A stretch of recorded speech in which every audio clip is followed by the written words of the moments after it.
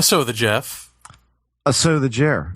Here we are, doing the So the Jer, So the Jeff bit early, which can only mean one thing, Jeff. And what does that mean? It's a me and you show. That's right. Yeah. Or as Bob Dylan might say, just you and me. Wow. What? No We Are the World fans out there? Come on. Too soon? I don't know. Anyway. Moving along. Moving right along. It's a little punchy tonight. That's what it's going to be called. Punchy show. Yes. Punchy show. Well, actually what we're doing is we're doing sort of a reversal where on Paratopia Live this Sunday at 10 p.m. Eastern, we have a guest, Melissa Reed, who's going to talk about the Kogi visit to New York, New Jersey, and with the Dalai Lama, and also her journey through 9/11 leading up to her trek to the memorial last weekend, and some of the stuff that we didn't see on the news. So that's Sunday night. So tonight we're gonna, I almost said wing it, but we're not really winging it because we actually have, a huge announcement to make, yes? A topic, yes. Yes. And by the way, you mentioned the Dalai Lama. Did I tell you the joke about how he walks into a pizza place and says, "Can you make me one with everything?" Yes. Yes, you did. Thank you. Moving along. We will recover, by the way. Don't you worry. I don't know.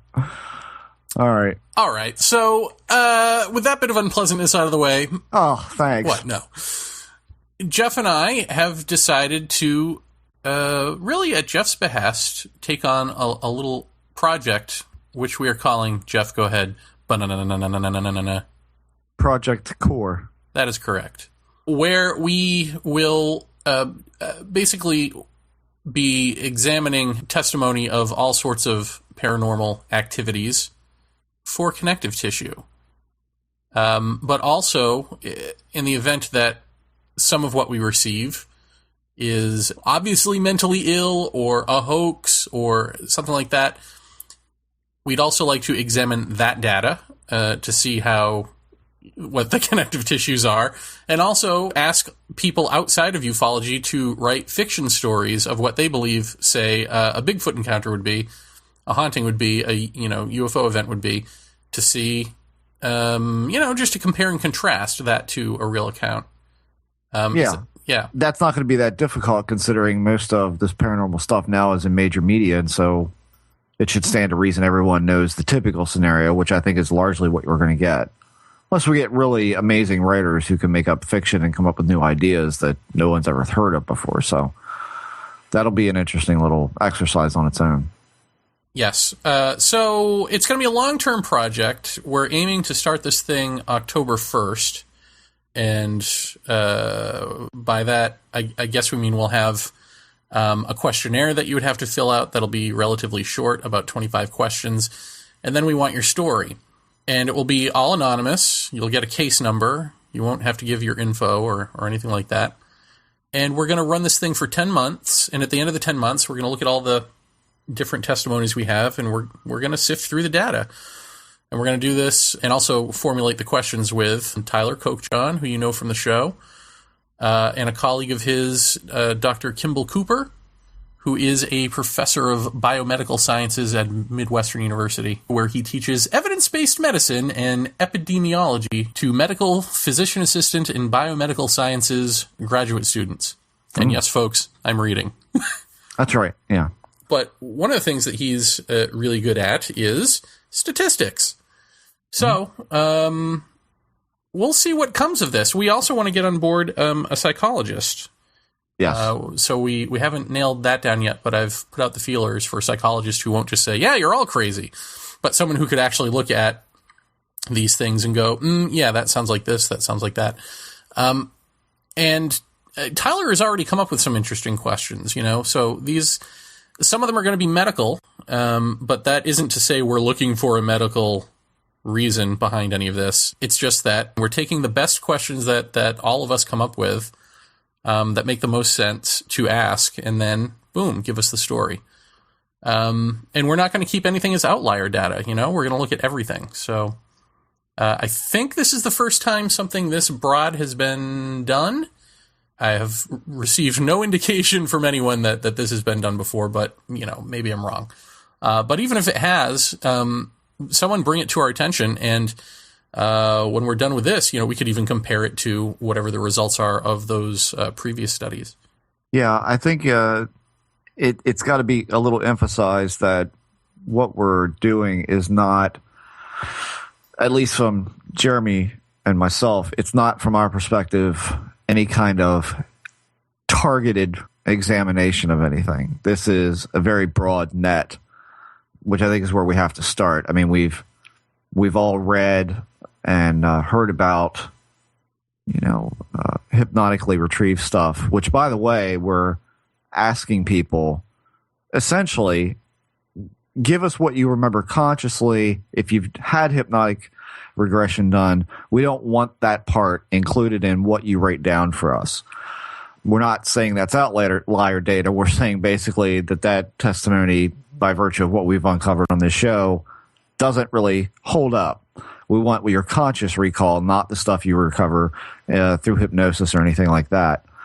But it's a broad net, so we're not focusing in on any one specific thing. I think that if we throw the broad net out and we get, essentially you'll be given enough room to kind of give us an overview of, and maybe two of your absolute pinnacle events, because most people who've had very strange things happen to them over the course of years find out that it goes back a long way. And so we don't expect you to tell us your life story, but a couple of the major things, and if they're one-off events for people who haven't had multiple things, that's fine as well. This is not limited to ufology and abduction and all that. This is ghost encounters. This is that sort of thing. Puckwudgies, yes. We're not going into this with any preconceived notion of what we may find or may not find. It's just, let's throw this really broad net out. Let's have people fill out a questionnaire that's going to contain some unique questions that aren't going to be the typical things that you might find. I think the broadest scope is good because, like you said, it's not going to be an outlier data area. We're not going to say, oh, well, that's thrown out because that's just too ridiculous. If it's that ridiculous, that's what we want. We want the unfettered, unedited truth, no matter how weird you may find it and how essentially bad it makes your story sound. If you saw a UFO and then, 10 minutes down the road from where you saw the UFO, a clown crosses the street in his underwear and stares at you for 2 minutes. We want that in there. I mean, we know the weird, the self-negating, we have a good feeling that sort of thing is there just by virtue of all the people that we've spoken with over the course of years that, there is elements to this that people find unbelievable and things that you may not feel exactly support or lend credence to what your story is, but we need that unfettered, broad, absolute raw story.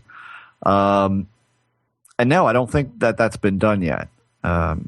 Yes, we're looking for what could be a consistency or a connectivity between different phenomena, but I don't think we're going in this saying we know that there's some kind of connective tissue. We just, everybody assumes that. So let's maybe try and find out what that might be. We're not looking through this with tweezers and a microscope. This is taking a step back. No, and I also think it'll be interesting because I think we all have our own personal questions, or perhaps even academic questions on their end. Right. And we should also stress that this is a voluntary effort. No one's being paid here. No. And it's not to find guests for future podcasts. It's not to write a book about, we're not going to do any of that stuff. This is purely, let's examine this. Let's get a good look here. And if you're someone who's had a lifetime of experiences and it's too much to write down, give the top 2 or 3 that you think best exemplify what you've been through. And maybe, maybe what we'll have there is, give the top 1 or 2 and then give the one that you think is so bizarre or embarrassing, you wouldn't want to even write it. Yeah. Give us that. Because we find on this show, and in our lives, that ends up being sort of the thing that you go, that's not worth mentioning, ends up being something really worth mentioning.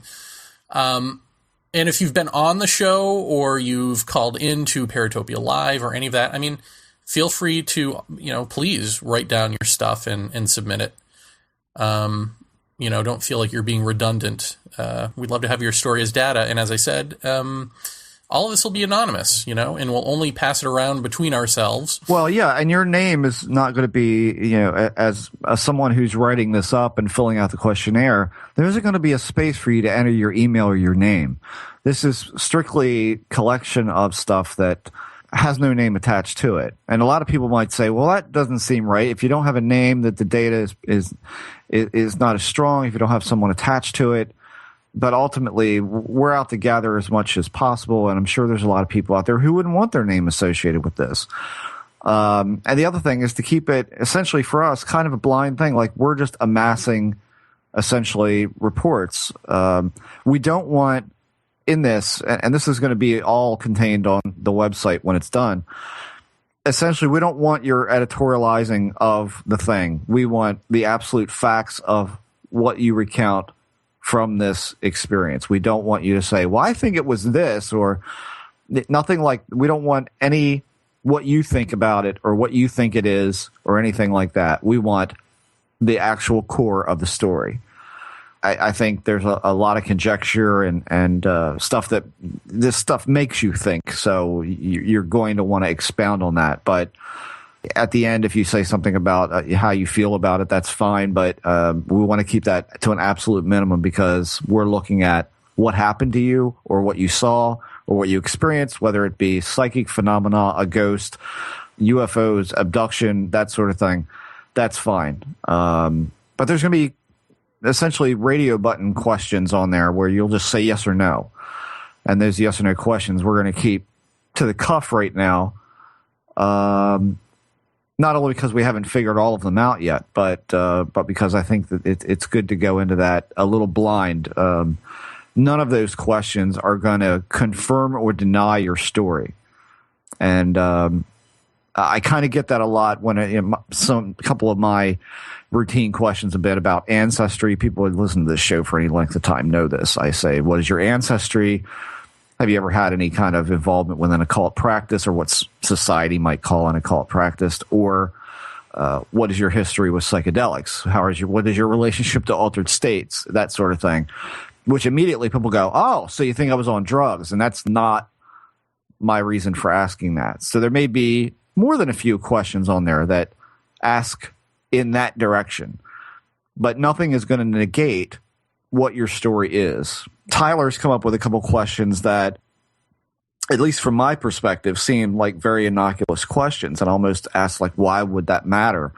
But yet there is a reason that these things matter, and all the questions are going to be sifted over the next week or so, and some discarded and some added to, that I think are going to make it a decent broad-based study of not only the account that you have, but a little bit about who you are as a person that maybe largely the paranormal field hasn't really delved into or tore into yet, as far as what kind of person is this and what is a little bit of their history of themselves. Lee Townsend is famous for saying, we don't have a UFO to study, so we study reports by people. Well, that's the key thing here is what is common about the people across all paranormal stories. What is the consistency for that? So, that's essentially it. It's very broad, and I'm sure that between myself and Jeremy and whoever else gets involved with this, including Tyler and his colleague, I think we're all going to look at the data in a different way. And that's going to be interesting. How's the statistician going to break this down versus, and of course, Tyler, and then versus Jeremy and I, how are we going to break it down?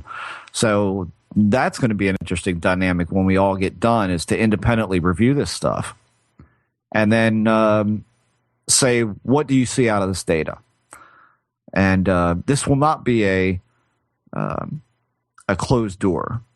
So once we're done with everything, if there's a researcher out there who is interested in looking over, hopefully, the reams of data that we collect, that'll be fine. I have no problem, handing that to someone that we feel is I don't know. I don't want to say qualified because there's no qualification here, but somebody. Competent. Well, yeah, that would be a good way to put it. We're willing to share, I guess, is what we're saying.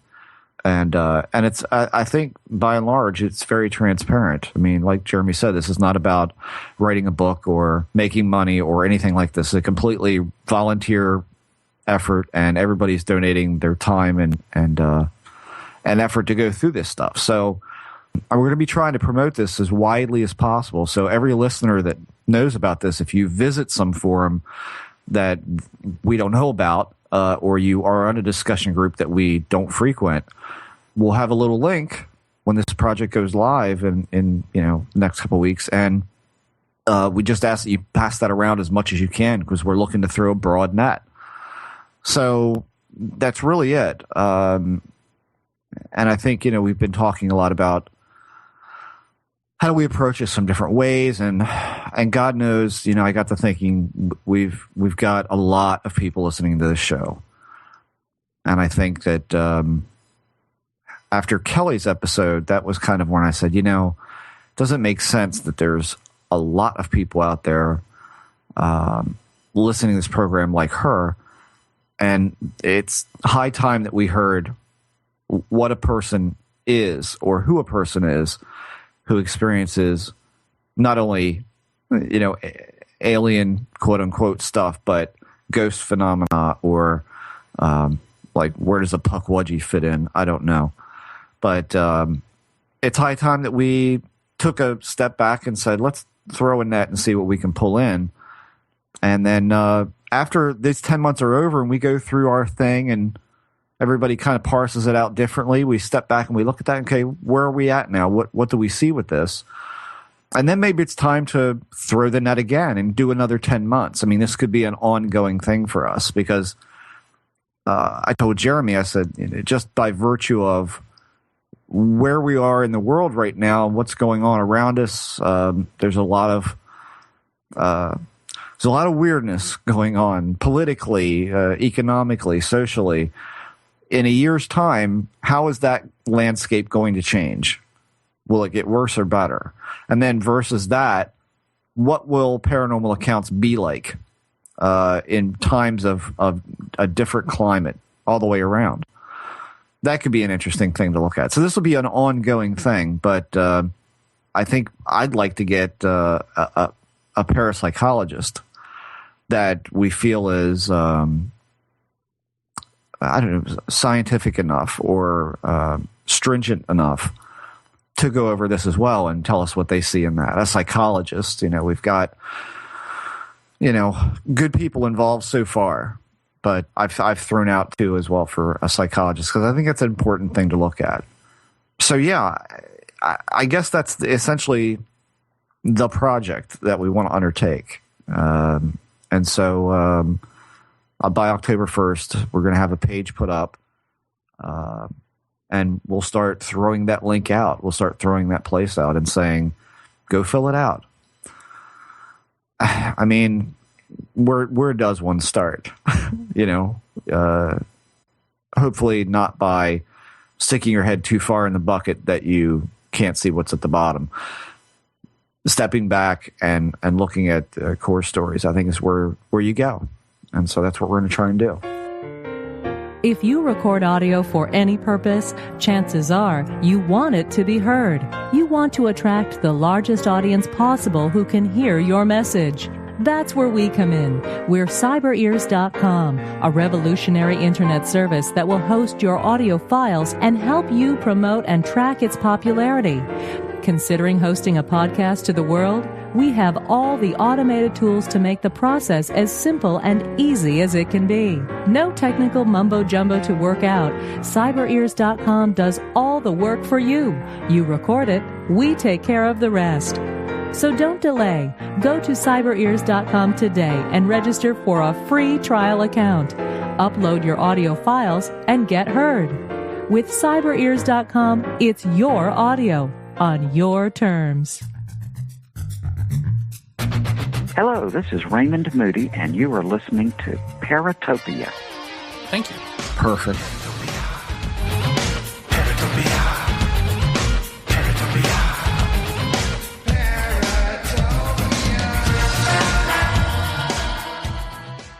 All right, everyone. So that is the public service announcement portion of the program. And now let's get into some discussion. Going back to Kelly's episode, the one thing that sticks with me is the Pukwudgie incident, because the car stalls, Pukwudgie comes out, stares at them, leaves, car goes back up again, which I had said is just like a UFO incident. But then you had said something that I think is key, which is none of that had to happen.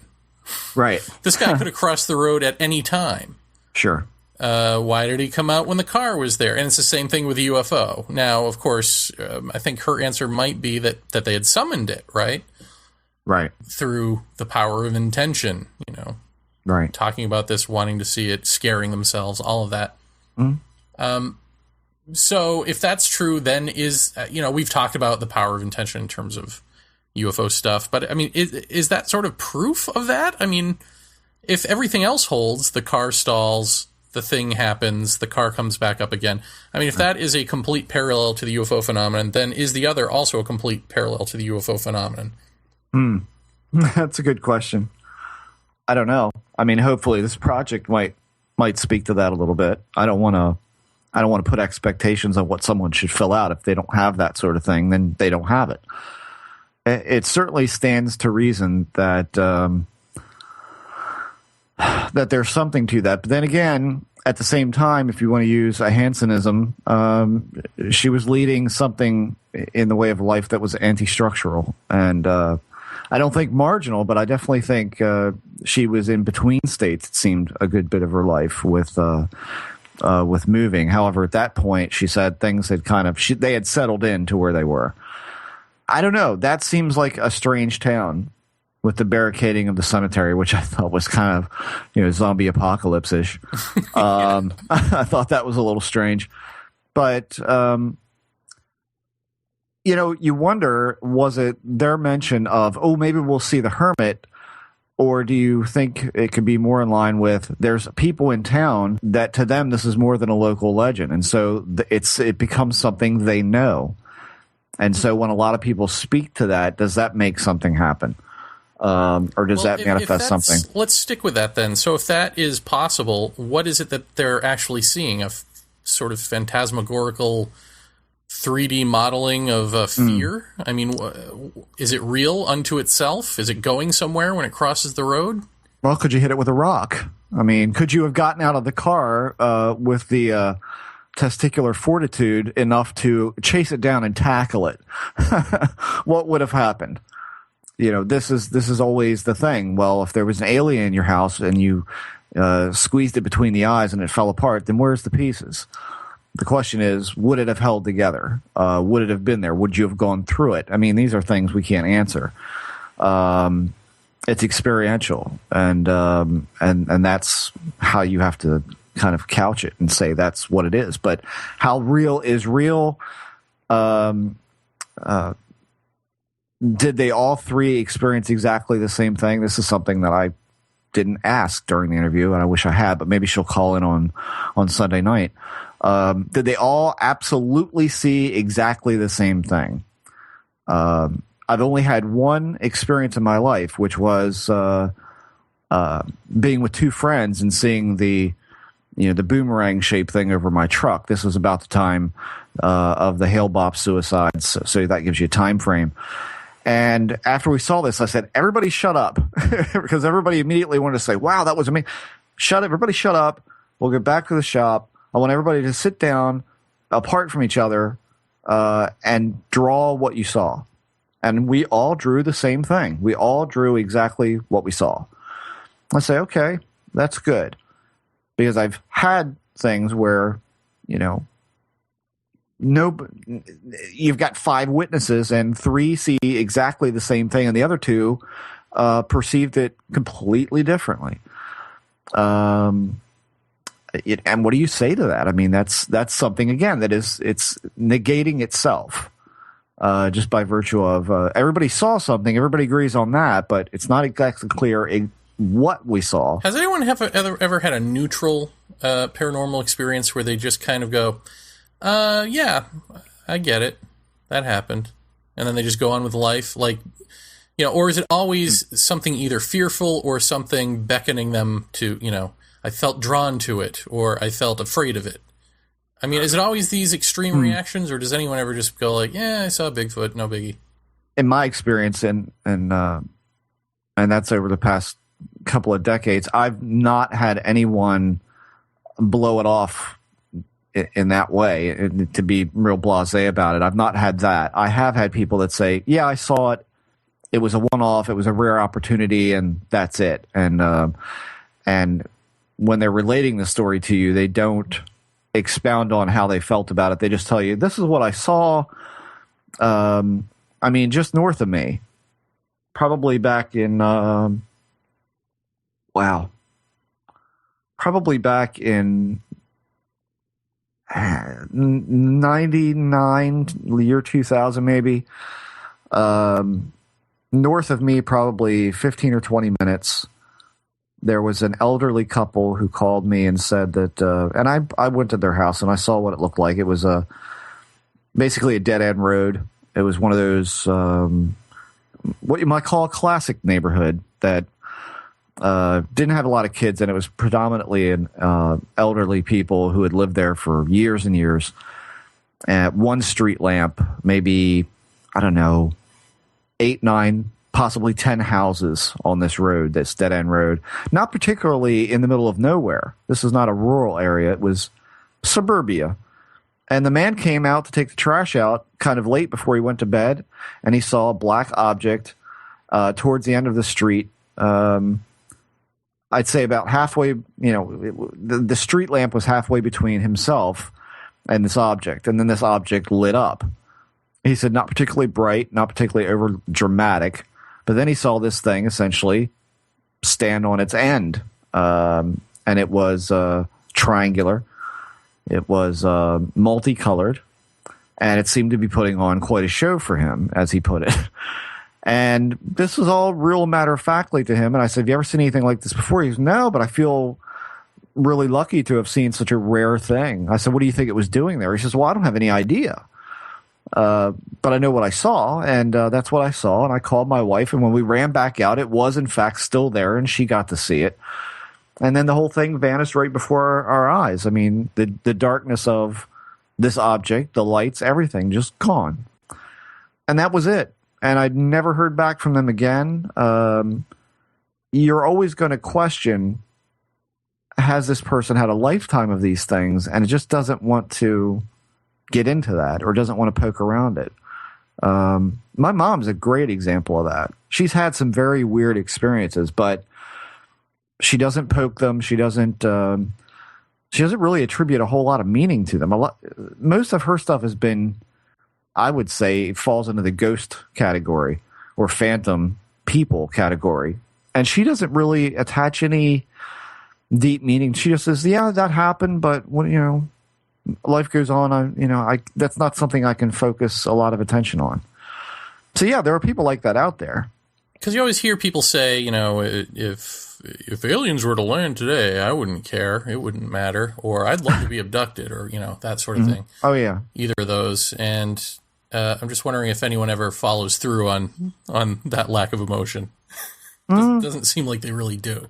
No, I think a bizarre experience is always going to have a profound effect emotionally and perceptually on what they saw, and they're going to want to talk about it. But I think there's a point where they go, well, I saw it, but there's nothing really that I can do about it. It's an experience I had, but that's really the end of it for me. That's what you encounter every once in a while. But most people, see it as something profound that changed the way they thought about the world and about everything else. So, most stuff does have a deep impact on people, but I mean, that's a question too for Kelly. Like, what has this done for you in that sense? I mean, versus, I mean, she's grown up with it, like you have, like I have, like a lot of people have, and so it just becomes a part of, this is how it is, because there's really nothing else you can do with that. So I don't know.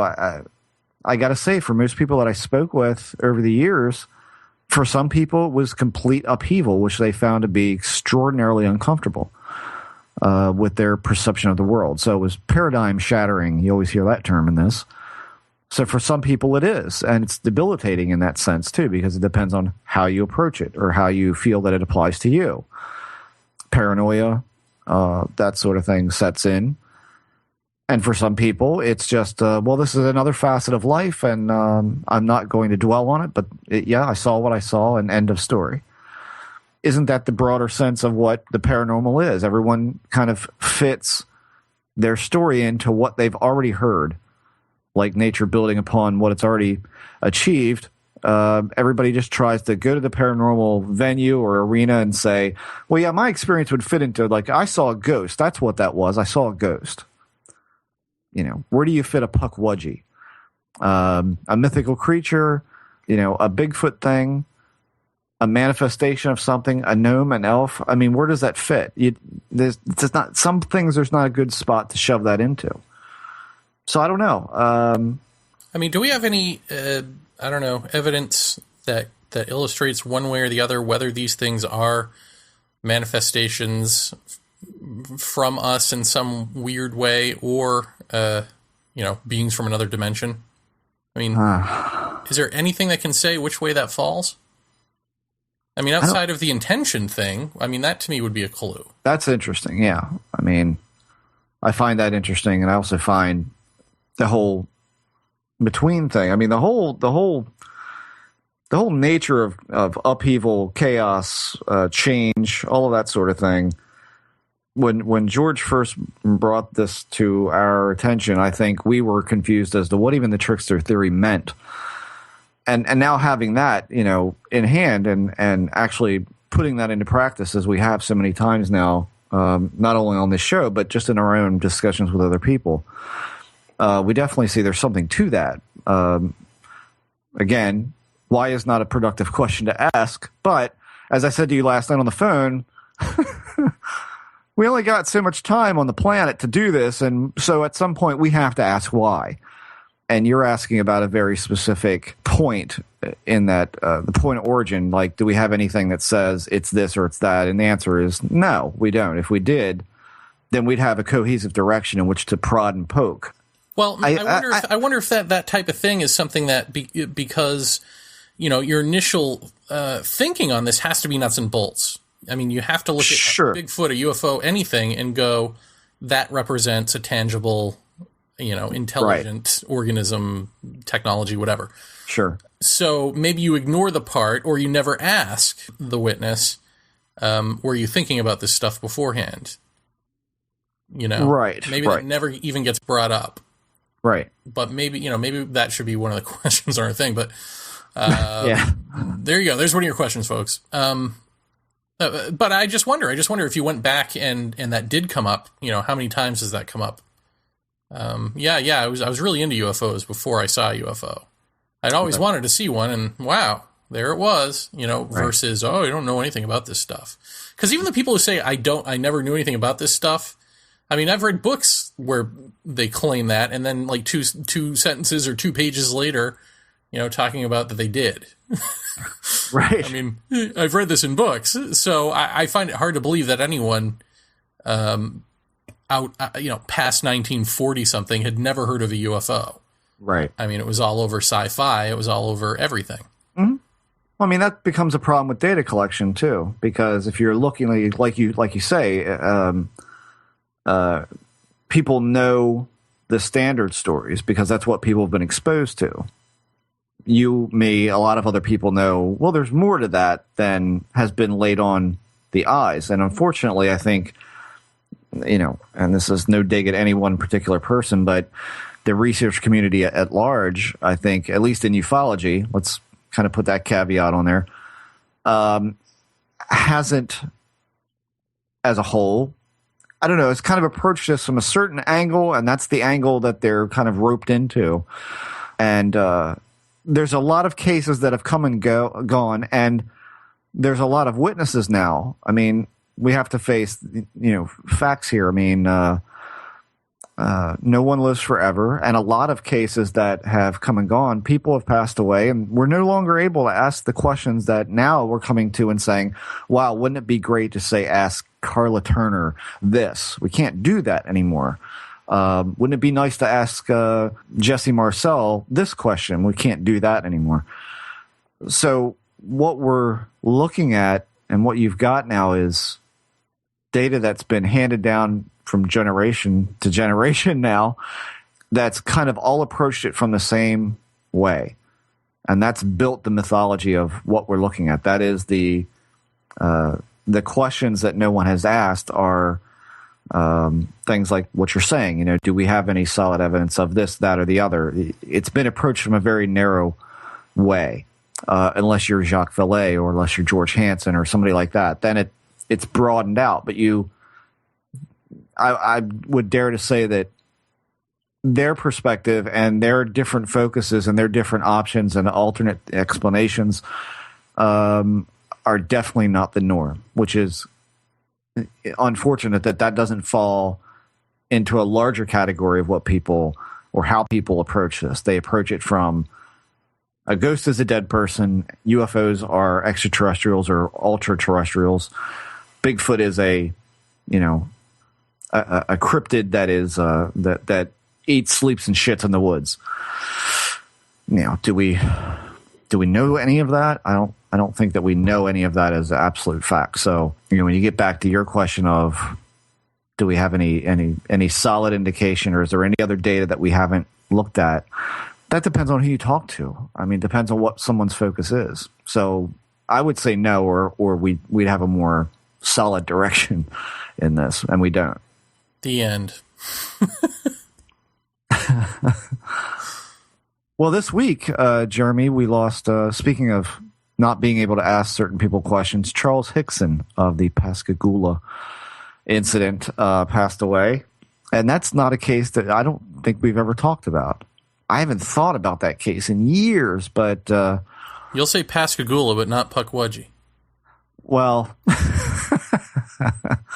Pukwudgie sounds like a character from, I don't know, H.R. Puff and stuff. But I'm going to assume that everyone kind of knows about that case and about Calvin Parker and Charles Hickson, who essentially were co-workers at a shipyard, and they were fishing off a pier on the west bank of the Pascagoula River, and they heard a whirring sound. They saw two flashing blue lights and reported that like a domed, cigar-shaped aircraft, some 30 to 40 feet across and 8 to 10 feet high, appeared near them, and essentially they were seized by creatures that don't exactly fit the gray alien meme. They don't fit into that. These things were pale in color, wrinkled. They had no eyes that the men could discern. They had slits for mouths, but their heads appeared to be directly on their shoulders, no neck, in other words. And they had I think what Charles related is like carrot-like growths that were like where the nose would be and where the ears would be. They had lobster-like claws at the end of their arms, and seemed to have. Here's the good thing. Yes, that's right, lobster-like claws, and they seem to have. Well, here's the good part: only one leg, as if their legs were kind of fused together, ending in elephant-like feet. Did they say the will of the people must be heard? No, they did not. No. Sorry, inside joke, people. That's right. And essentially Hickson said that they levitated the men a few feet above the floor of the craft. They were taken into this thing by these things, and they were examined by what they described as like a large football-shaped mechanical eye, about 6 to 8 inches in diameter, that seemed to scan them. And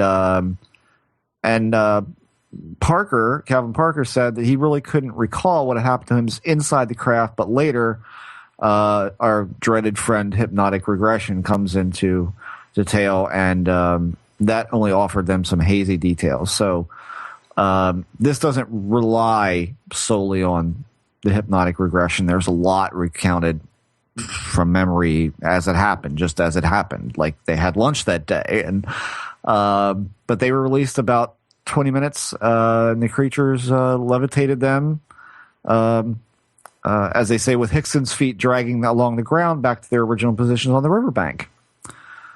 This is another one of those cases that almost reminds you in a way of Bentwaters. What's going on now with that?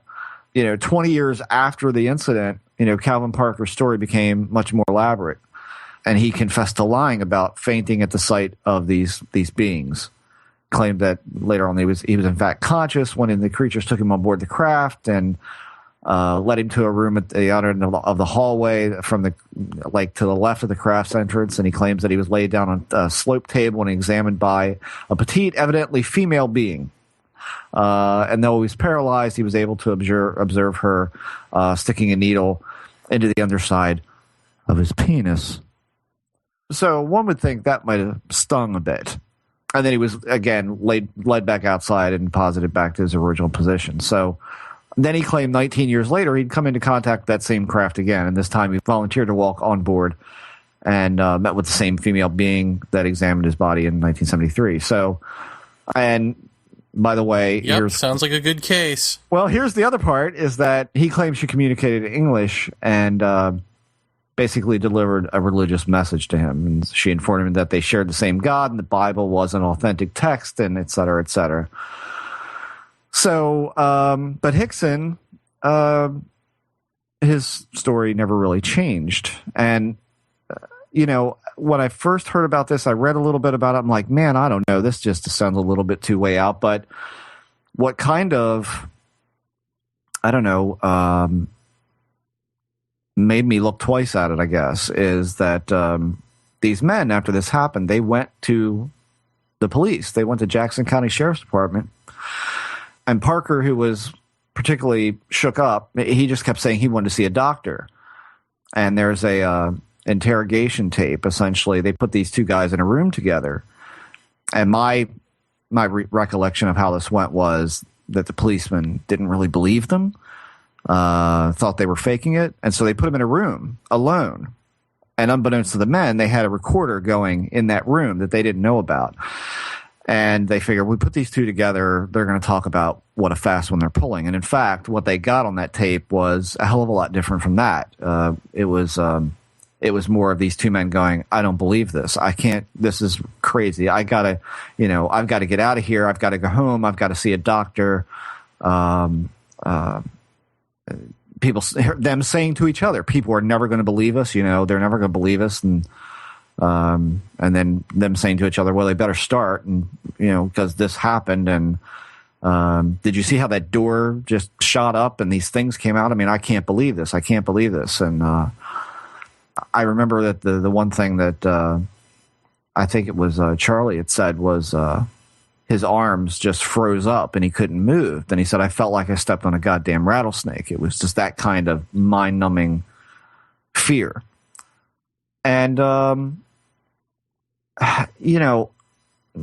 this is one of those cases that you've got one. It's oddly similar in that one man really never deviated from what happened. He laid it out, and he laid it out to the sheriff's department. He talked about it in public. He wrote a little book about it. And the other one kind of expounded further than the original story, which to me holds an odd tangent to Bentwaters, because we now have, the binary code and all of that now surfacing 30 years later. So it's an interesting case, essentially from the standpoint of these guys were really shaken. And, if what Dr. David Clark says about, UFO cases is a valid point, which I think it is that, let's look at the original report. Let's go all the way back to the original Bentwaters report and look at that. Let's go all the way back to this. You've got two guys obviously shaken up, put in a room where they could easily discuss in what they thought was complete privacy the event, and likely if this were two guys pulling a fast one, they go, man, we really got them going. Just keep it up. In fact, they didn't get that. They got the opposite of that. And polygraph, which, I mean, some people consider pseudoscience. I don't put a lot of reliability on a polygraph, but these men volunteered to take a polygraph. And, but in the end, it was only Mr. Hickson who actually did that. And the examiner said he believed he was telling the truth. But that's been, I mean, as usual, a polygraph is always called into question by skeptics and believers alike. So I think it was an investigation. Joe Esterhazy worked for Rolling Stone magazine. He uncovered additional information that kind of, I don't know, fostered skepticism about the whole abduction thing, that the UFO landing and the abduction site was, in fact, in full view of two 24-hour toll booths, and neither operator saw anything on that particular night. But as we know, directional exposure to a visual sighting does happen. And so these days, I don't think that matters as much, because now we're approaching it from this different angle. That this is a personalized thing. So, what do you do with it? Who knows? Who knows what you do with that case, except that it is interesting in the parallels that it holds with how people have reacted to it versus other cases that started out really well and then got added to and then summarily dismissed because, well, now we're hearing this addition, and then people become skeptical and so on and so forth. So the modern myth making in action again. But here's the question for you, Chair. Two guys fishing, pull your parallel again to Allagash. I mean, these men were out camping on a river fishing at night, and we all know what happened there. Is this a sort of, I mean, Kelly, again, in the car, sees the Pukwudgie cross the road as the car stalls out. If Hickson and his buddy had left the house 10 minutes earlier or later, would it have mattered if the trip to Allagash had been postponed for a week? Would that have happened? I mean, in your view, do you see this as something that is absolutely supposed to happen and would happen one way or the other, regardless of the time frame? In other words, is there a window, and if you're not there or a circumstance comes up and you're not there to see it, does it happen at all or not? So does a tree fall in the woods? Do you hear it? Well, and then the companion question to that is, are these seemingly random events random, or are the people necessary? Right. I mean, what do you think? I tend to think that it's a little of one, a little of two. I mean, obviously you have lifetime experiencers who are going to have experiences. And I think the Allagash guys, right, didn't they then come to believe that they were experiencers? Right. Mm-hmm. Either prior to or after that. Right. No, I don't think that's an accident. I don't know. I mean, I it's a good question, and it's one that I don't really have a good beat on. I don't really have a good instinct on, because, I mean, on the one hand, you want to say, well, it's all sort of choreographed, but isn't it always going to look that way? Because even if you just have a random UFO sighting, the person having it is going to tell X amount of people, and that's going to spark X amount of reactions. Right. And the humans involved are going to look for meanings and patterns and things like that. So inevitably, you're going to be able to come up with a meaning out of that one little thing. Right. And you're going to maybe feel chosen in some way. Or you could, if if your mind goes that way, if you're the type of person who's looking to feel chosen. Mm-hmm. But does that mean you were? Or, because I tend to think that there are some random events that are just, okay, we're going to, this thing's going to expose itself to whoever comes down the lane here. And, right. it's almost like a if you were to say that there was an agenda, that it would be a multi-tiered agenda of notice me. And part of that notice me agenda is society at large. How do you keep this stuff, UFOs and all that, in the mind's eye? Well, you sort of pockmark sightings here and there that sort of become part of the collective. Right. But then there are key individuals who you interact with more for whatever reason. And that becomes the more personalized, maybe it starts big, maybe it starts large and works its way down to the individual. If that makes sense in terms of awareness. It's like start broad and then, move in. Yeah. Yeah. In a way, I mean, I think that is kind of how I see ufology, at least since the 40s, where it's like, okay, we'll start with sightings. We'll start with this thing that is out there that people are observing and talking about. And now let's make it interactive. Right. Now let's move in. I mean, I think you could see it that way, but like I said, I mean, that's just in thinking about it in terms that I can understand. Yeah. Yeah. I don't know. What's going on. What do you think about events? Now, put the paranormal aside for a second and just think about your life and think about things that happened in your life that were, for all intent and purposes, completely random.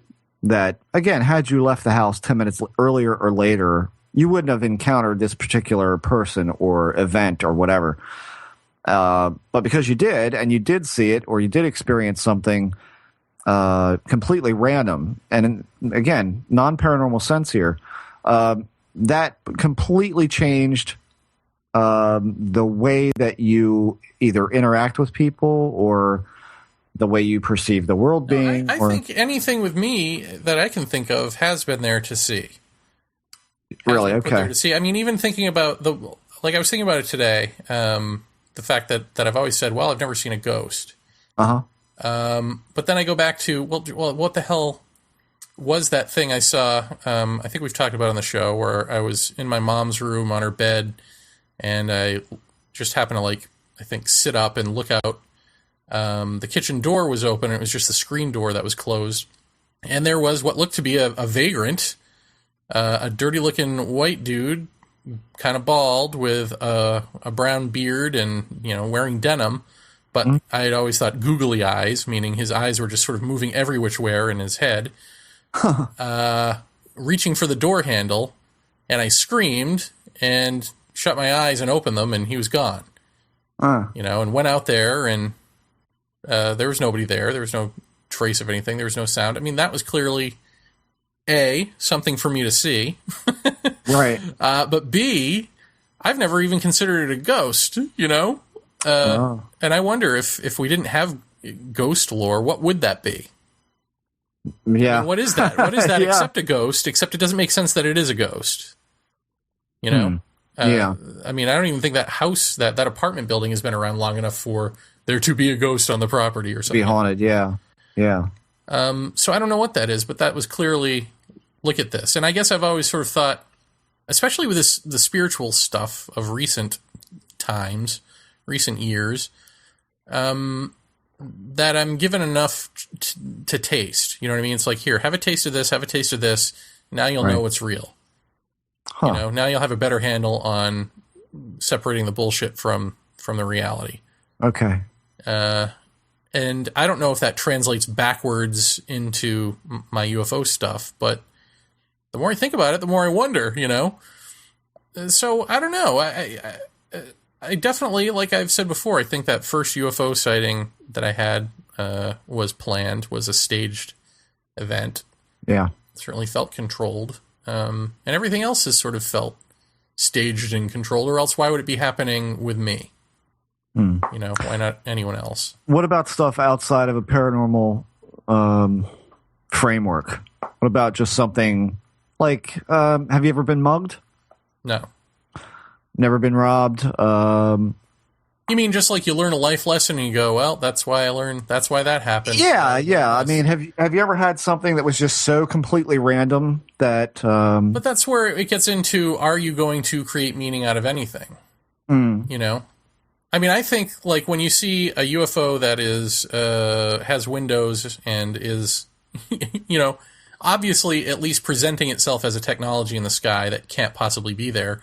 And then you go to the grandparents' house who are like stodgy conservatives who are going to make fun of that kind of thing, and you tell them about it, and they're like, oh no, your uncle saw a UFO recently, and he's been studying about it, and here's Time, Life, Mysteries of the Unexplained. I mean, really? Yeah. You know what I mean? Like, that's a little too much for me. Sure. So I don't have to look into that to make meaning out of that. That, like, just kind of is what it is. And then the fact that wakes up the beast, you know, to the rest of his life, is what that was for. You know, like, I just can't really imagine that being for anything else. Right. Doesn't look random at all. No, you know? no. Doesn't have any semblance of random. Yeah, whereas anything that happens that's sort of normal, where you go, oh, well, I learned that life lesson, and that's why that happened. Well, I don't know that that's why that happened.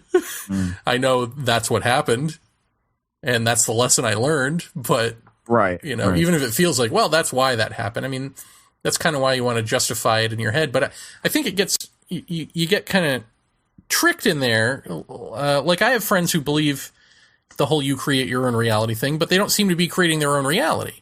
But they get stuck in that mode of thinking, well, if I just read all of the signs right, then I'll be on my path. You know, I'll be in harmony with my destiny or whatever that is, you know? Yeah. But then they never seem to actually do it. And then they justify it after the fact. They tweak it and they go, oh, now I know. See, what I thought I wanted wasn't really what I wanted. And now it's actually this. That's why I didn't get what I wanted before.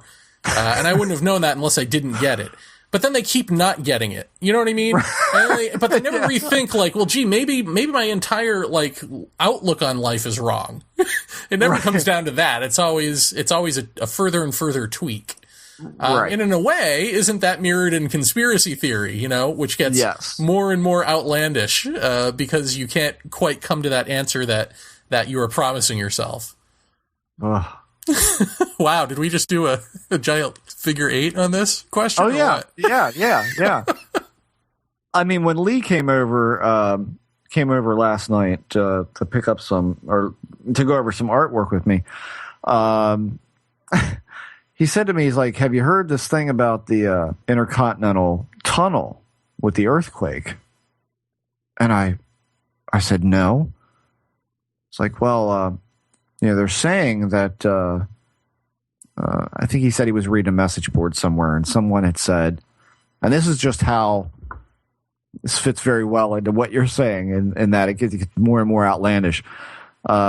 There's a tunnel that runs from Virginia to clean out to California somewhere, and a bomb was detonated in that tunnel. And what we perceived as an earthquake was actually the concussion blast that happened inside this tunnel. And that's why there was an earthquake in Colorado and one in Virginia, very close there. Very close together, but never mind that shock waves usually happen pretty quickly and not a day apart or something like that. But, I mean, is there a tunnel that runs that far? I don't personally think so, but what do I know? I don't know. But it's all these different ways that people are going to try and explain it. It's HARP, and or it's 2012, or it can't just be, well, it's the Earth just moved a little bit because it's been a while, or a solar flare, what have you. But I don't know. I mean, the whole notion of when the tree falls and no one's there to hear it, does the tree fall or does it wait?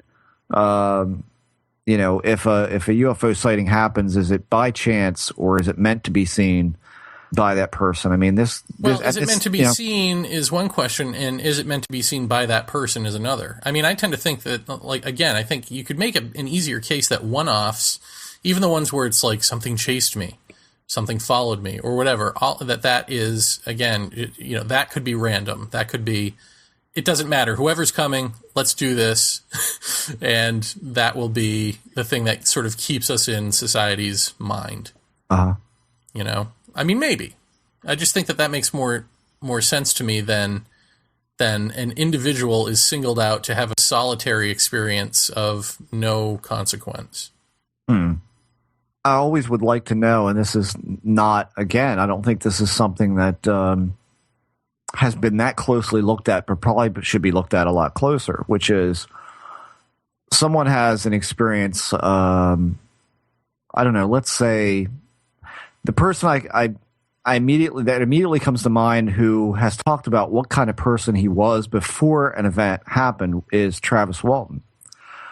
By all accounts that you've heard, kind of a no-nonsense guy, get up, go to work, hardworking guy, and then this event happens. And then his life is drastically changed from that point on. And then all the questions come to mind is, well, why did he get out of the truck? Was he just showing off, or was he compelled to get out of the truck? And was he supposed to be the one? Why wasn't it his brother who got out of the truck and got zapped and taken away? And all of that kind of stuff. But we never really hear about people who, the average person, if there is such a thing, who sees a paranormal event or a paranormal one-off and is changed by it. Their paradigm is changed, or they think about things differently after that encounter. We never really do find out, like, what kind of person were they beforehand. You get a brief, well, they were kind of like a staple of the community, but that doesn't really tell us anything about them as a person. What were they like? What did they believe beforehand? And we don't go deep enough into that, into what kind of effect it has on them after the fact. Yes, we look at that, but we don't really know where they came from. And so, is there a consistency in there as to, maybe this should be on the forum? How did this affect who you are prior to the post sighting or the post event? Now, how do you view things? That to me is kind of what speaks to this, and I don't want to get into great detail about it, just because she's asked me not to. But on Sunday, I think it was Sunday, my wife and I were out and about, and a completely random event happened that was really unpleasant and just has changed, I think, both of us. I think it's just changed the realization of that this world, and I talked to you about this, Jared, that the world that is just getting more and more angry and is getting more and more bizarre. This is not a paranormal event, by the way. This is not a paranormal event. No, yeah. It's just it's getting more and more randomly bizarre in the sense of people's behavior. And so, I can't lie and say I haven't really thought about this week. It's been on my mind a lot. And that's kind of why I asked, if 10 minutes before, 10 minutes after that you leave the house and you don't have that event occur in your life, whether it be paranormal or not, everything has a profound effect, if it's a dramatic enough event, on how you perceive the world and then where your path kind of goes from there.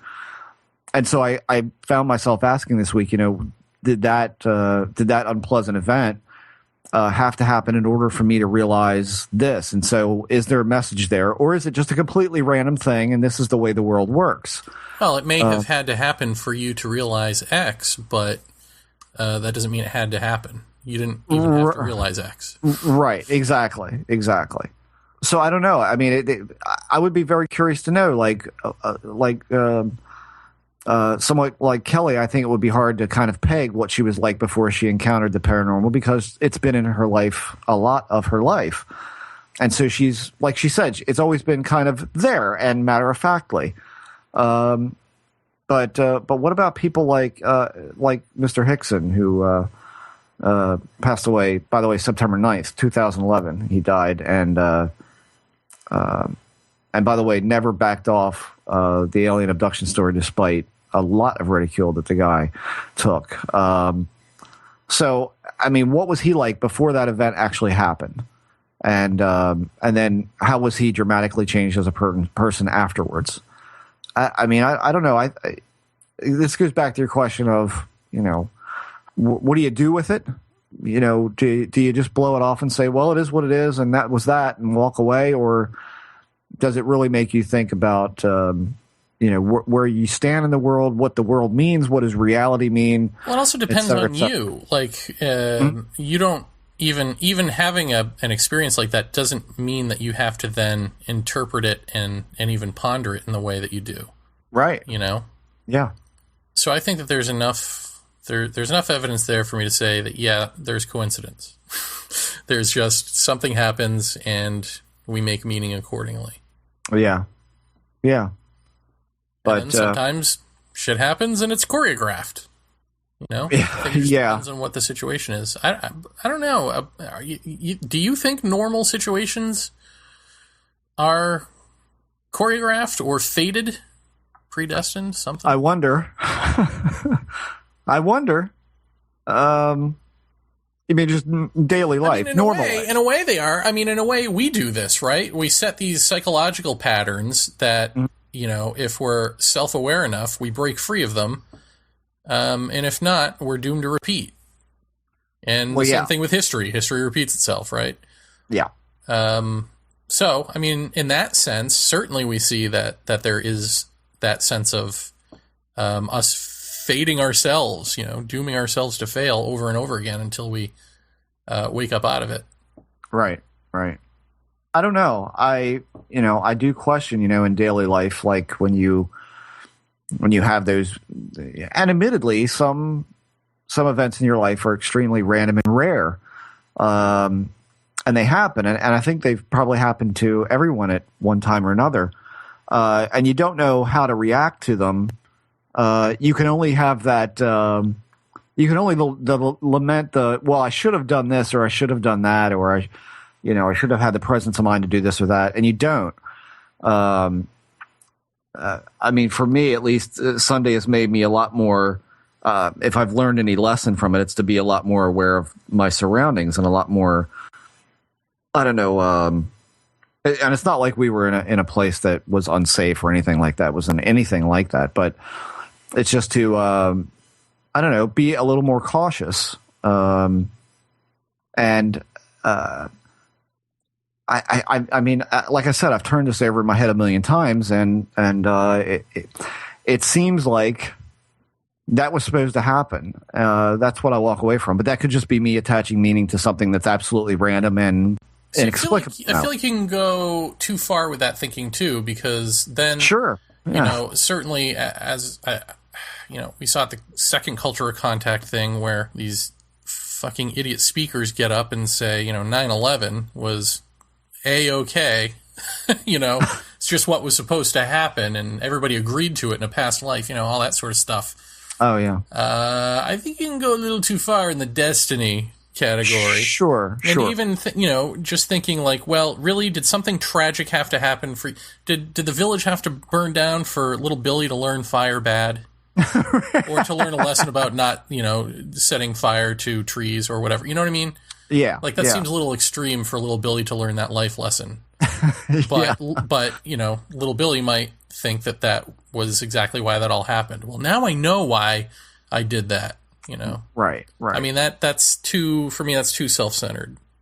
Yeah. You got to reach a balance in it, in the way that you think about it. But I don't know. I don't need bad things to happen to me to know that that there are hostile people in the world, and, you know, bad things happen. Yeah, absolutely. Absolutely. I mean, I don't know. It's we had so fates don't do anything bad, because I understand the lesson. Me too. Give it all to Jim. Right. No, don't give it to me. I don't want any part of it. I get it. No, I mean, you know, at least in our family, it's been kind of a weird year, not for our family in particular, but, you know, we had 2 young deaths in the family within 6 months of each other, one from an accident and one from a suicide. And these are not, you know, to my family, they were on my wife's side, and they were, you know, uncles, daughters, children, that sort of thing. It was a little removed, but but still utterly horrifying and tragic. And it's kind of amazing to see how one family deals with it versus another. And unfortunately, and it is the saddest thing that I can possibly, and I can't imagine this. But in both cases, there was a parent there to, I don't want to say witness, but they were both very present and close. One of them actually witnessed an accident of their child in which he was killed. And, you wonder about that and you're like, what are the odds in that, number one? But bad things happen, and I understand that, but it's, it just seemed so out of the ordinary that you wonder, was there meaning to that? Is there not meaning? Is it just random? What was that? And two young people are gone. It's just, I think about this kind of thing a lot where it's, number one, you realize how lucky you are that your child is safe and your family's safe and everybody's good. But, I guess you realize just how random and how unpredictable that life can be, Well, do you think that you need it to have meaning, or do you think people in general have a need for things like that to be fated? Does that help in a grieving process in some way? I think it probably does, is that you try to search for meaning in something that probably doesn't have any to begin with, that it truly is just a random thing. This is kind of what I arrived at with this past Sunday is telling myself, this is a random thing. If you hadn't been there, it would have been someone else. And ultimately, it's a random thing, and you're trying to make sense of it to kind of make yourself feel okay that, if it wasn't you, it would have been someone else that day. I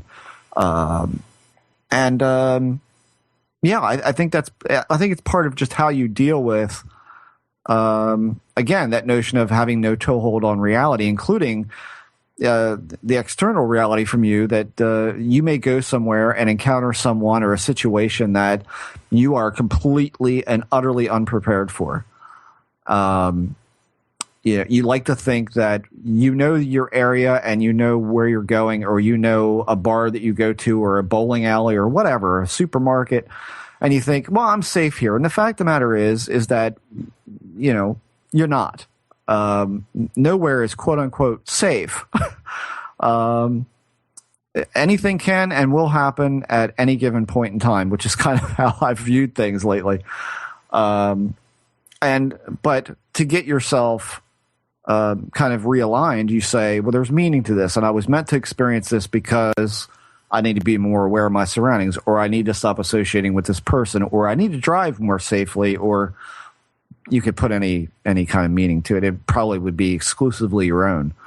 I do. I think it is. I think it is that. I think it is trying to kind of hold your notion of normalcy, and that you have some form of control over your life, over what you do in your life. And I think that translates perfectly into the paranormal stuff as well, is that, for a lot of people, it's a completely random, rare, nonetheless amazing event. But,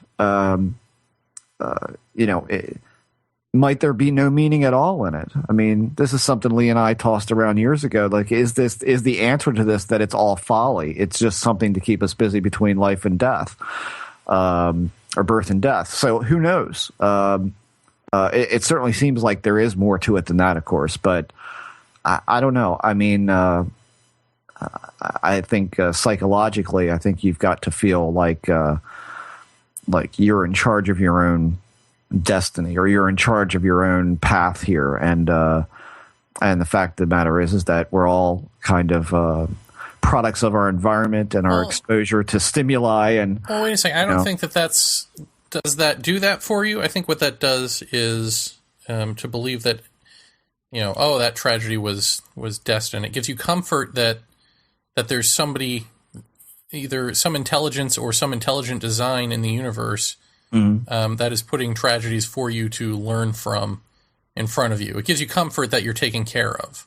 It doesn't give you comfort that you're in control of anything. It gives you comfort that you're loved enough to have By these something life else. lessons.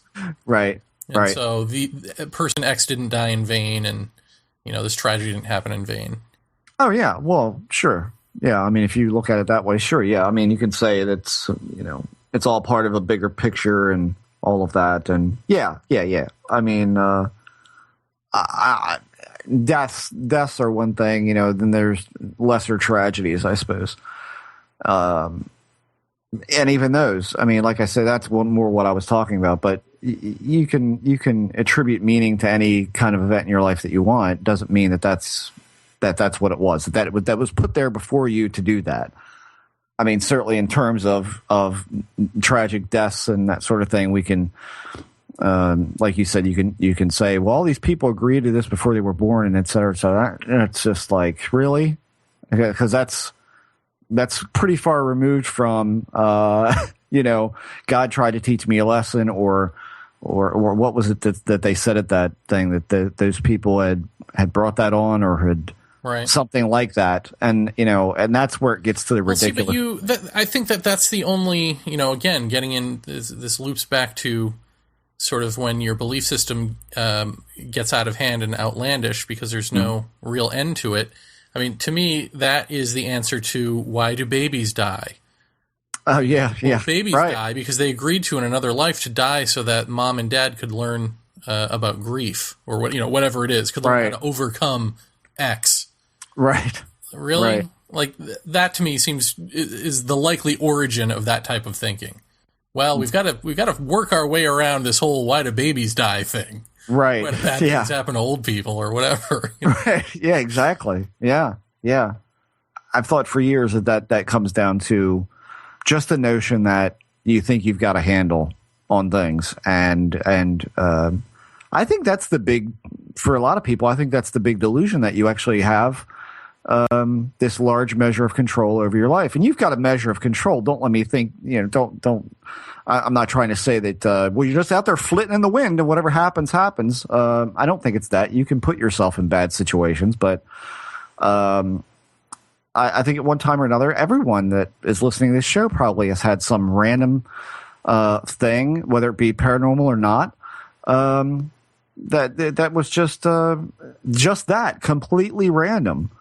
And there isn't any great destiny or plan to it, but this is, I mean, like it or not, human condition, this is what we do. We try to attach meaning to things that are out of our hands or out of our control. And we like to think, like you said, that there's some master plan in place. And I'll tell you another problem I have with this type of thinking, even though we all do it. I mean, I'm not saying I don't ever think that. Of course I do. But when I step back and I think, okay, do I really think these things are predetermined for us to learn lessons and whatever? Mm-hmm. How long do we learn the lesson for? When the lights went out in New York and everyone was on their rooftop singing Kumbaya, that was great. Did we bring that with us for very long? No. When we set foot on the moon and took pictures of the Earth and felt small and as one, how long did that last? I mean, I was thinking about that. I don't know if it's today or last night, but I was thinking about the fact that we have pictures of the Earth, and we also have pictures of the universe from the Hubble, and how small we should feel. But we actually don't. We actually still feel like our problems are huge, like our lives are huge, like we're deeply meaningful, and all of this. And it's like, why don't we feel like a speck? Why do we feel self-important? Why do we feel like our systems matter? All of this. Why do we still feel like this whole human, economy or whatever, a political system, the whole thing that we've set up, wars and all this. Why does that matter? Why did we not rest there and go, yeah, wait a minute, wow, we're like fleas on a ball in the middle of a marble set, it's like, how did we ever retreat from that back into our normal selves? But that's what we do, and that is again why history repeats itself and why our psychological patterns repeat themselves and so on and so forth, because we We are what we are, man. Yeah, well, we've got these lake beds and these river beds, I should say, carved into our brains that are the patterns by which we live, by which all of our energy flows, and it's really hard to redirect the current, And so I don't see a lot of these things really redirecting them for very long, these life lessons and these tragedies and whatnot. Right. I mean, for a little while they do, I guess, but, you're still the same prick a few days later. Yeah. Well, Give it time.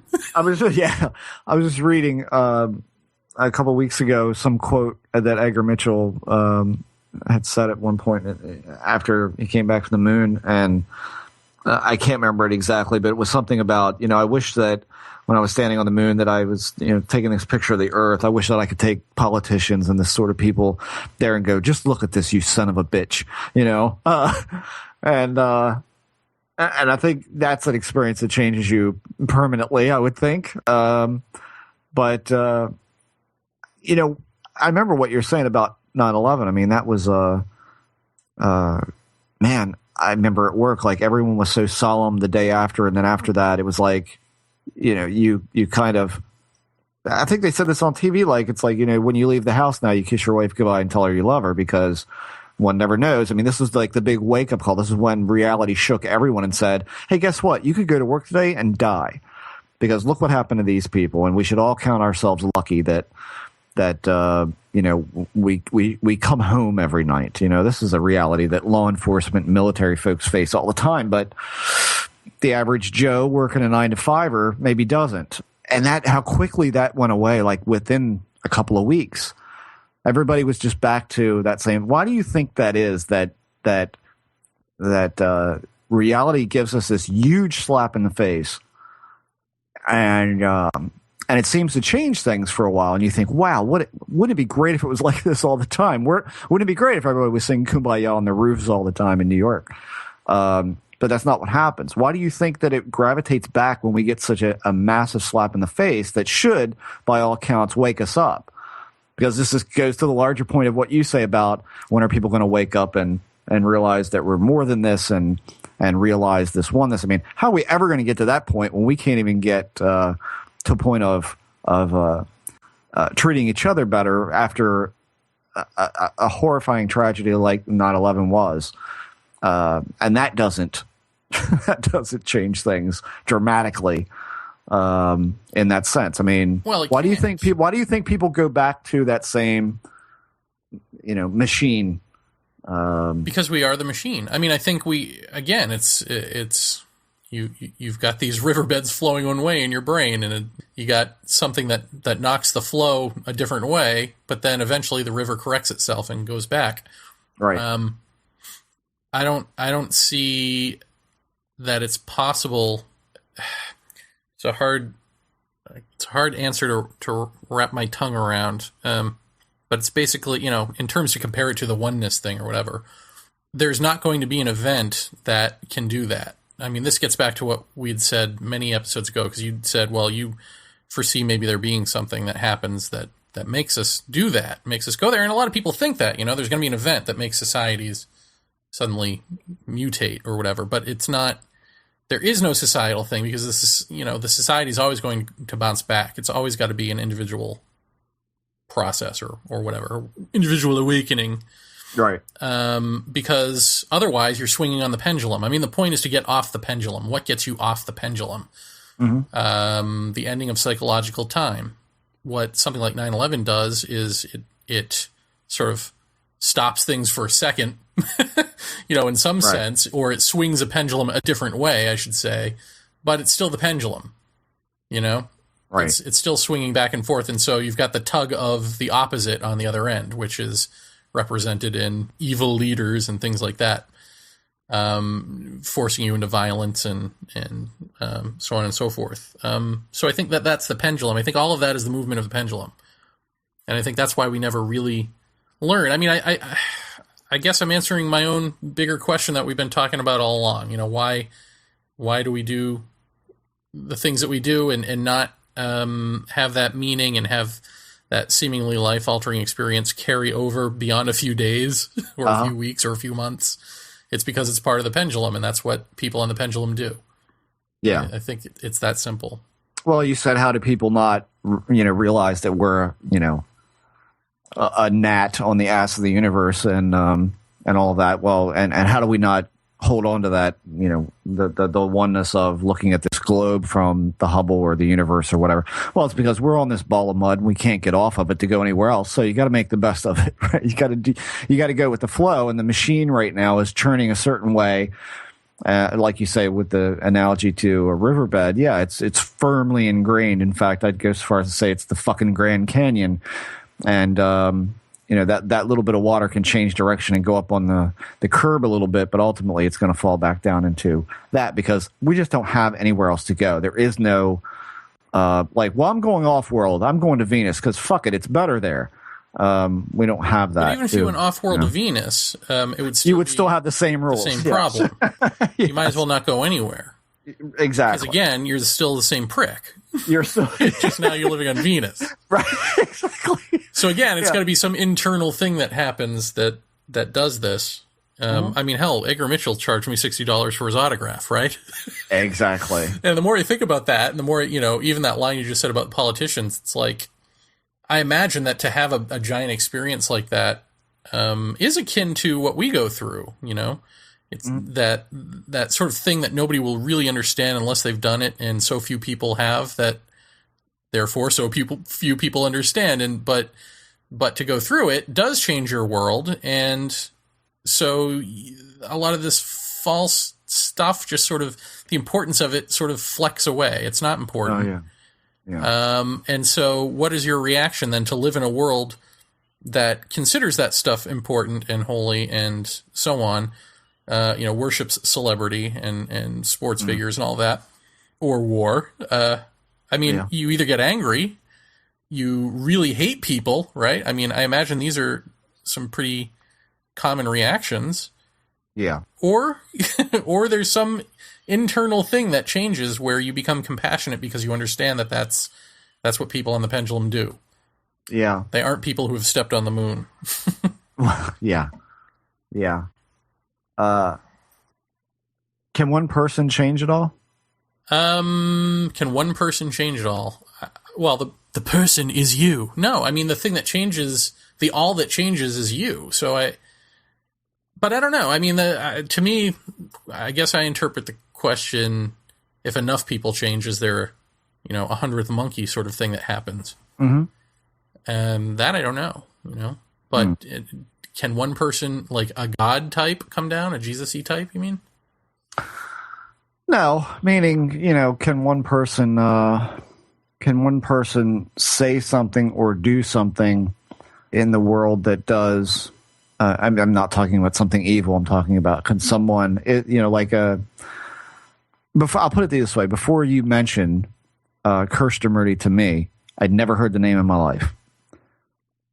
And I've read some of what, you left me like 3 books, I think, and I've read some of those, and those give you certainly different ways, drastically different ways to look at your behavior, but also the world, the way the world works and the way it is and how you react to it and all of that. And then I've been, looking at videos of him on YouTube and stuff, giving lectures, and some of them unbelievably long and detailed. I mean, could someone like that with, and I realize he had worldwide exposure, but, did everybody listen to him? Of course not. I mean, just like everybody else, you reach a limited number of people.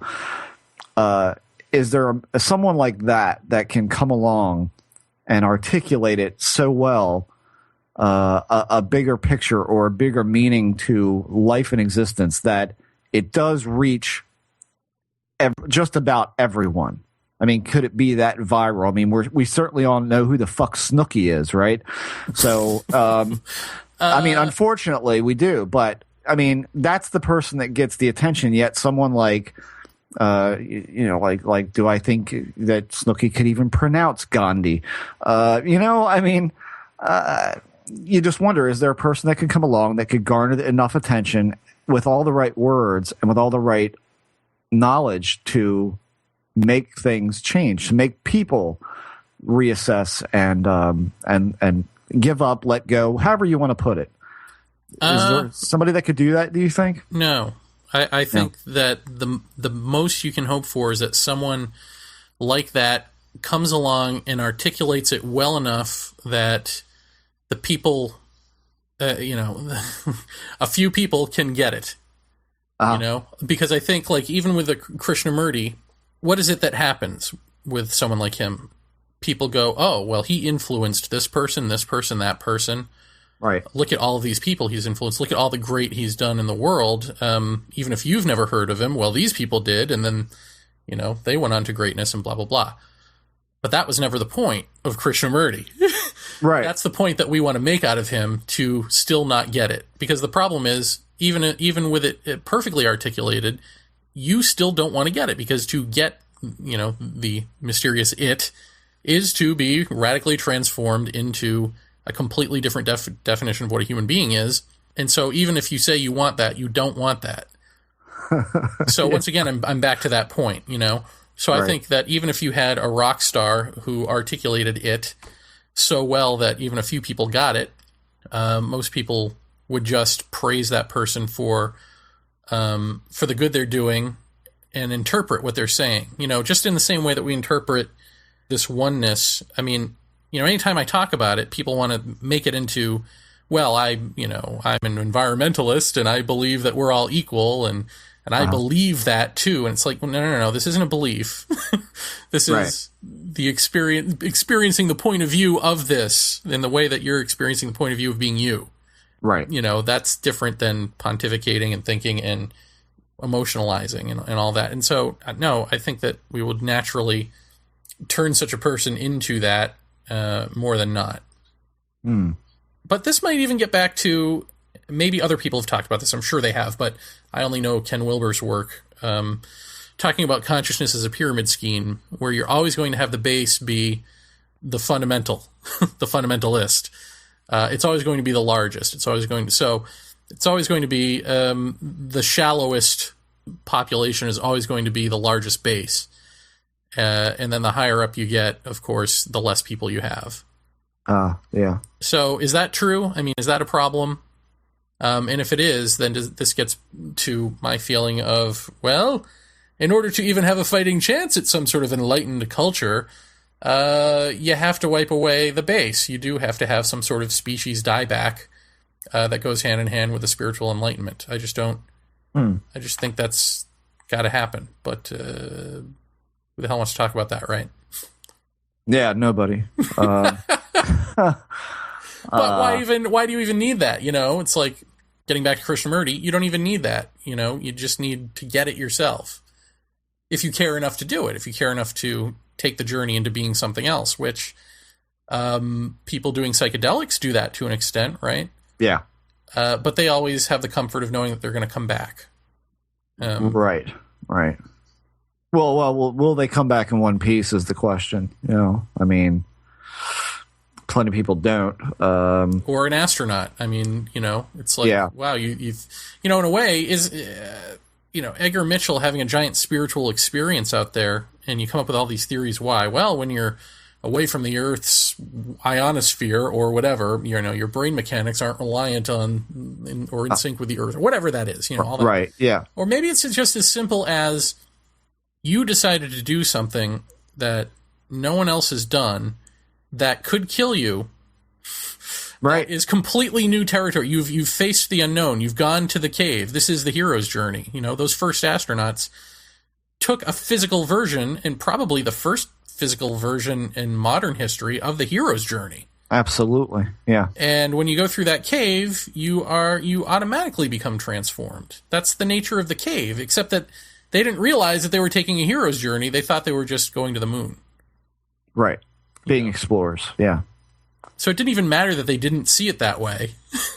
Right. It happens. It's just that mechanism kicks in because you are now at one with the unknown. I mean, physically, they were at one with the unknown. They were on the fucking moon.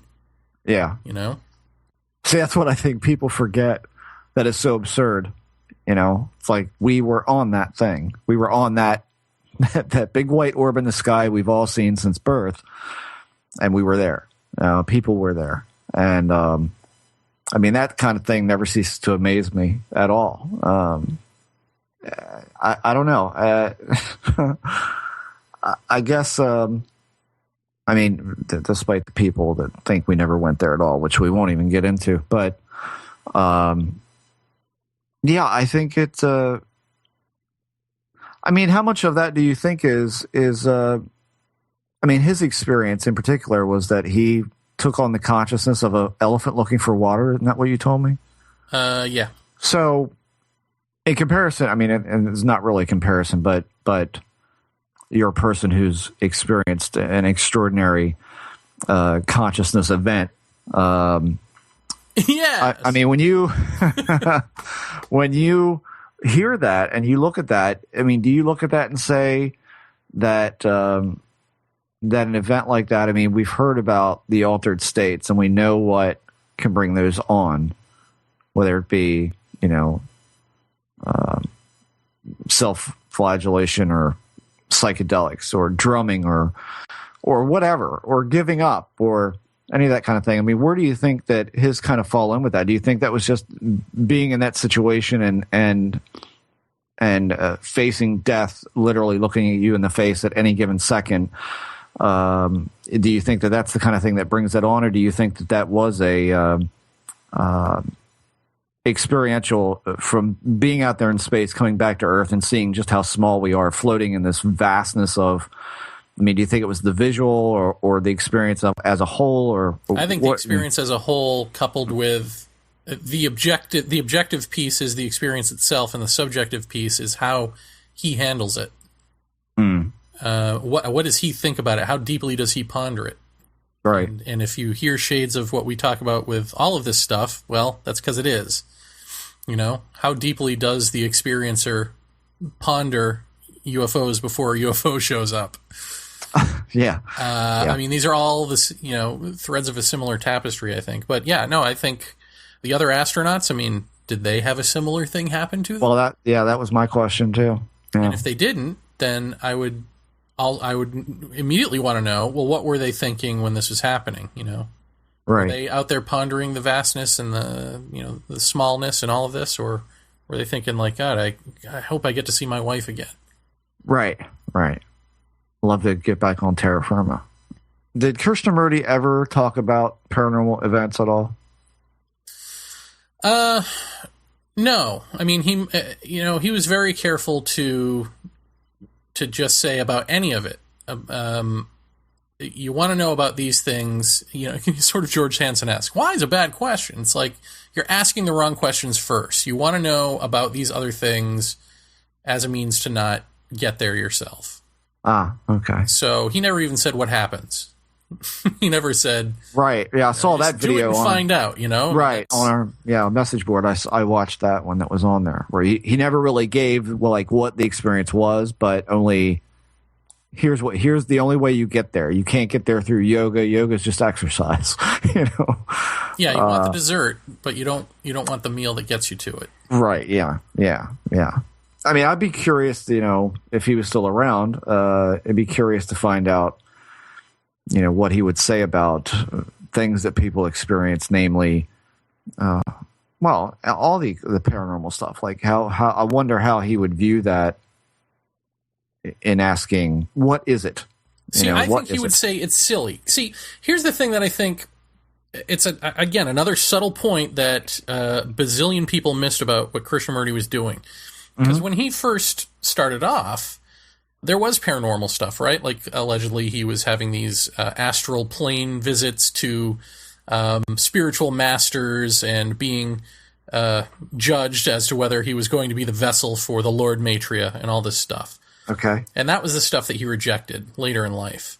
Okay. And said, look, none of this stuff is real. But what he meant by that is, it's not real to you. It's the same answer as, why doesn't he talk about Kundalini? Why doesn't he talk about the paranormal? Why would he say this stuff is silly? Let's not talk about it. It's not because it's not real. It's because for you, it's not real. For you, it is silly, and for you, it is story time. And if you want to know the reality of it, you got to be it. I mean, it's the difference between a New Ager and an actual Native American, right? You've got to live the life of a Native American to be a Native American. You can't live the life of a rich white person who likes the ideology. Right. I mean, it's the same thing. So for you, it is nonsense. There are no masters. There is none of this. That's all nonsense. Forget about that. Now, let's talk about what life is. And maybe if in the peeling away the layers of the onion of what life is not, of what love is not, of what God is not, the truth will reveal itself. If you peel away the layers of the onion and you're left with nothing, then that nothing becomes you and the truth reveals itself. And once the truth reveals itself, then the masters and all that shit, you'll know what's real and what isn't. Huh. Wow. That's a mouthful. Easy for you to say. Yeah. So, well, did that make sense? Yeah. Yeah. And I guess, I mean, when you were saying that, I immediately thought of the core project thing. Like, that's immediately what comes to mind for me. And I don't know that it's stripping away anything. I don't know that it's going to do that. But I think, when you're talking about collecting reports from people and there not being any outlier stuff, that is, and this is the question I ask about this whole thing is, no matter what the personality type is. I mean, we were talking about personality types. We were talking about the people who seem outwardly to us to be less credible, or very surface level experience people who try to attribute any number of pop culture meanings to their experience, whatever that does for them. And then people like Kelly, who look deeper at it, who see the broader picture to a degree and all of that. So we can talk about the personality types, but then when we look at what the stories are, if there's some kind of flow in that, then the personality kind of negates itself. You can see the personality very clearly as to who's reporting this. And you can set that part aside for a second and go, okay, that's the personality I'm seeing. Here's the core experience of it. And so here's the connectivity between these two people. So it's easy to separate that out. The question for me is, are we going to get data that is going to somehow hold hands across all of those different, stereotypes and all those different personality types and all of that? And is there going to be something that reveals itself once everything is on the table? Will we be able to recognize if there is something there that is consistent? That kind of sounds like the same line of thought. If you step back from all of the different phenomena, and you step back from reality and the God question and all of this stuff, and you just, like you said, you peel the onion away and you realize you're left with nothing and you are nothing, and then that's where the awakening happens for that sort of thing. So, I wonder if we're going to peel this onion away and wind up with nothing. But we're not really looking for nothing. Right? Well, we're not. For connections. And we're looking so you're saying that you don't think that there will be connections in order for... I have no idea. I would like to think that there would be, but I don't know. Knowing, seeing how this thing has worked over years, I would expect the unexpected for me. That's what I would expect. I would expect something completely out of left field. But I have no idea. Is there going to be a connective thread throughout all this? I have no idea. It certainly would be interesting. But I think if we did find a connective thread, it certainly isn't going to tell us anything new. I don't think it's going to lead us in some grandiose new direction. I used to notice I worked that word grandiose in there. Yes. I don't think that's going to be the case. I don't think it's inside jokes. I don't think it's that specialized. Well, I mean, I think it's going to be interesting doing this with Tyler and Kimball, because they're going to be looking for different things than we are. And I think what I'm looking for is going to surprise some people. I don't know how you're going to go about this, but there are certain things that I am looking for. Or looking, I shouldn't say like answers that I'm looking for, but No. Let's say linguistically, there are certain things that I want to see linguistically. Okay. And then on top of that, of course, other connective threads. So I think I have like specific connective threads in mind that I want to see if they exist or not. And then I don't know.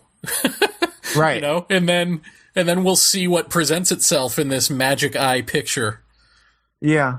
So I think that'll be, I don't know. I think just the scope of it to me will be really interesting because there feels like this freeing sort of thing of like, wow, we can do anything here. Yeah. We're free to just look at it and go, what is, anything? What is all of this? Anything? Right. Right. And so I think that there will be, well, like even the Pukwudgie thing, even that connection to the UFO where the car stops. Right. That's a connection, Uh-huh. Does that tell us anything about either phenomenon? Well, it tells us that they screw with car electronics, that they both do the same thing. that they're either of the same source or have the same capability at least. And why would they have the same capability, Well, either that or you could go one step further than that and say, if the car hadn't conked out, they wouldn't have seen it. And so the car must conk out in order for you to experience what I'm about to show you. Right. It goes back. Yeah, but then see, this gets into what are we going to do? Are we going to interpret that data, or are we just going to present it? Right. Because that's an interpretation. Well, there's the pitfall. See, there's the pitfall. And I think everybody who examined it is going to look at it from a different perspective. I think that's the thing. But I think it would be interesting if you found, in particular, I mean, this is something we talked about a lot on the show, is that the ghost people and the UFO people rarely connect on anything. And what I would like to see happen is there something that we're going to glean from accounts of both that would at least make people sit up and take notice and go, isn't that interesting? And then maybe somebody would pick that up and follow it harder or be more specialized or more focused on a certain piece of it. And maybe we realize that, yeah, there's big time connections here and we should be correlating data together. In some whatever we could symbolize as organization with this stuff, but yeah, I don't know that I guess I'm looking for certain things, but I don't know that I expect to find them. It would be interesting if I did, but I'm really going into this just from the aspect of I don't think anyone has really presented say McKenna to a pretty good degree described his UFO experience in a way that would be easy to dismiss. And I think that this is something that a lot of people, particularly in ufology, don't want to acknowledge. That outlier data I believe, I go from the standpoint that there is something there that might be connective and might be highly compelling, but it is also probably going to be self-negating. And that's, you're just going to have to get used to that idea that this is part of this. Rather than looking at it as a reason to dismiss it, how about realizing that this seems to be part of what that is? Are we going to be able to nail that down? I don't know. Is that something that people are going to cop to? I don't know. It depends. This is why I feel that at least in the description of this, it's going to be on the page, and I'll say it now. To be brutally honest about something like this is not easy, because when you experience something that is inherently paranormal, or you perceive it as that, I think for most people, and we talked about this earlier, I think for most people, it is profound. It is unbelievable. It is an incredible event that happens to you, and you feel either cursed or blessed to have experienced something like that, or whatever. And so ultimately, a person puts great meaning on that. Most people, I think. They certainly never forget it. It becomes a strong memory that stays with them for years. And so to tell the story and then put something in there that did happen, that I don't want anyone looking at this from the standpoint that we are reading this and you have to convince us. Don't approach it from that way. And don't not put something in because you say, well, if I put that in, they're not going to believe that. Or that negates everything I just said. That's what we want you to do.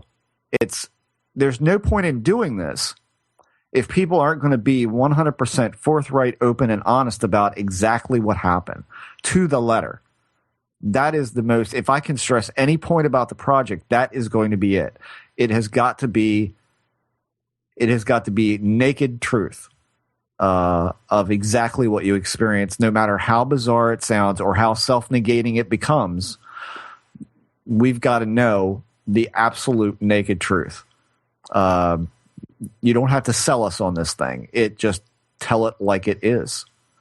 That is something I don't think that has been done, because everyone who approaches it from some kind of way that is going to support whatever their pet theory is. I mean, the majority of people in the paranormal have some theory or some way that they're initially steered, and so they take that path or they set that course, and everything that doesn't fit that course is they're not making a course correction. There's been very few in this field that have done that. Incidentally, most in this field who have done that have been considered giants in this field, which is good. But most people in the broad sense of it don't course correct. They stay on that course no matter hell or high water. What it presents to them is going to fit into that path and that course, and they're going to chart that path and never deviate from it. And unfortunately, that's why it's a stagnated process. And so I think if nothing else, I would hope that something would come out of this that would be not something that negates anyone else's work. That's not what we're looking to do either. We're just looking for across the board, in a broad sense, what is the actual experience? What is the actual description, no matter what? That's the most important point to me. If we're going to have people trying to sell us on a story, then that's not what I'm after. And so I hope that people approach it with an absolute open book policy, because let's face it, your name isn't attached to it anyway. So it's not like anyone is going to think less of you. Just give us the absolute naked truth of everything. Give us the core. That's right. That's right. Done. Done. All right. We'll be talking more about Project Core as it unfolds. Yeah. And of course, it'll be on our website up and running by October 1st. Yes. That is our goal. Let's call it a night here. Yes. And we'll see everyone on Sunday, 10 p.m. Eastern, with our guest, Melissa Reed. And then next Friday, because that's what we do. We do 2 shows. We're right. Busy. Damn right. Yes. Very, very busy. All right. The Jeff. Nice speaking with you. And you, sir. Sweet dreams. Same to you. Bye-bye. Night, Paratopia.